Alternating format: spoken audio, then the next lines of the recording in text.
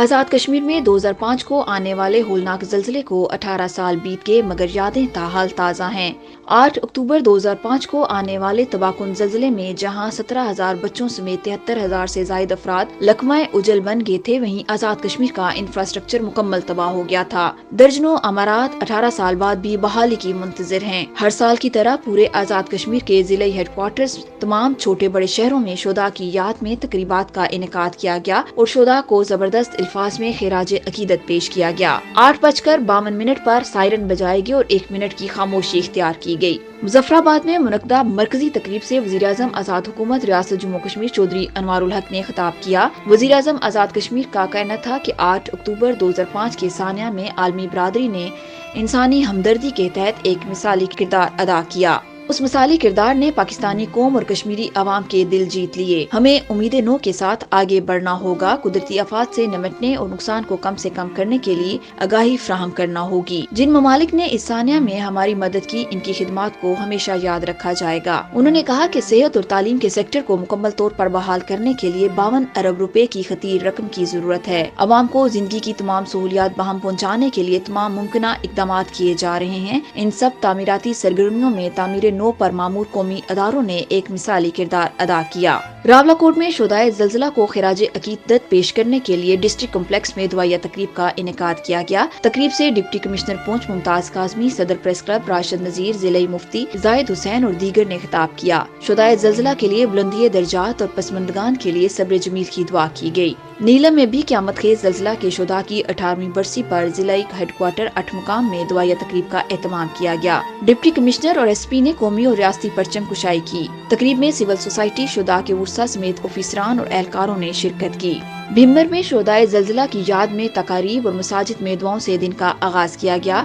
شہداء کے بلندی درجات کی دعا کی گئی۔ علماء کی طرف سے استغفار کی اپیل بھی کی گئی۔ پائلٹ ہائی اسکول میں مرکزی تقریب میں افسر مال چودھری رب نواز، چیئرمین بلدیہ Chaudhry Altaf, professor Mirza Fazal Hussain, D O education Shafiq Asghar, principal Muhammad Ijaz Khan, D I O Adnan Mukhtar, S D O Chaudhry Farooq Zubair, صدر ٹیچرز آرگنائزیشن انصر اشرف، مالک انقلابی سمیت اساتذہ کرام، ضلعی آفیسران، شہداء کے لواحقین، مرد و خواتین، طلباء و طالبات نے شرکت کی۔ کوٹلی، پلندری، حویلی، میرپور باغ میں بھی تقریبات کا انعقاد کیا گیا اور شہدائے زلزلہ کو زبردست الفاظ میں خراج عقیدت پیش کیا گیا۔ بلا شبہ آج کا دن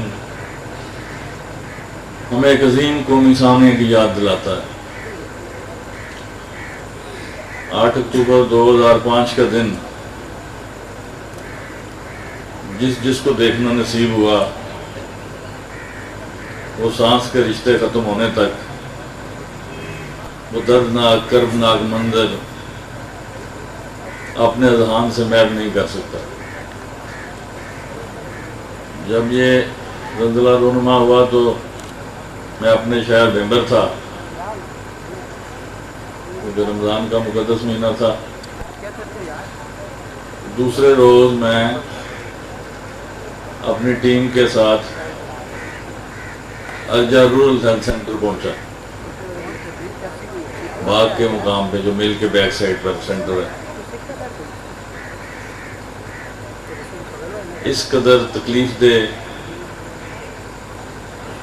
اور پریشان کن اور دل خراش مناظر تھے کہ کبھی وہ یادوں سے محو نہیں ہو پائیں گے۔ شہر کے شہر، بستیوں کی بستیاں برباد ہو گئیں۔ آج یہ جو آپ کو آباد شہر نظر آتا ہے، جسے ہم دارالحکومت مظفر آباد کے نام سے یاد کرتے ہیں، اس کی بنیادوں میں ان گنت شہیدوں کا لہو ہے۔ شاید کوئی ایسا گھر بچا ہو جس کے صحن میں، جس کے آنگن میں آج کوئی نہ کوئی دعائیہ تقریب نہ ہوتی ہو۔ قوموں کی زندگی میں سانحات آتے ہیں، تاریخ انسانی اٹھا کے پڑھ لیجئے، زندہ قومیں ان دردناک یادوں کو اپنے اخلاقی رویوں کی اصلاح کے لیے استعمال کرتے ہوئے اپنی تعمیر و نو پہ پوری توجہ دیتی ہیں۔ اور انشاءاللہ تعالی کشمیری بھی ایک زندہ قوم ہے. چند سالوں میں آپ نے دیکھا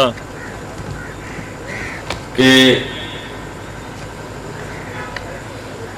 جس سطح کی تباہی و بربادی 8 اکتوبر 2005 کو ہوئی، آج تقریباً 18 سال گزرنے کے بعد انفراسٹرکچر کے لحاظ سے ہم نے اچھا خاصا سفر طے کیا، لیکن ہنوز بہت کچھ ہونا باقی ہے. تقریباً 1200 سے زائد ہمارے ادارہ جات، ہیلتھ سینٹرز، تعلیمی ادارہ جات، ان کی بلڈنگز اب بھی میسر نہیں ہیں.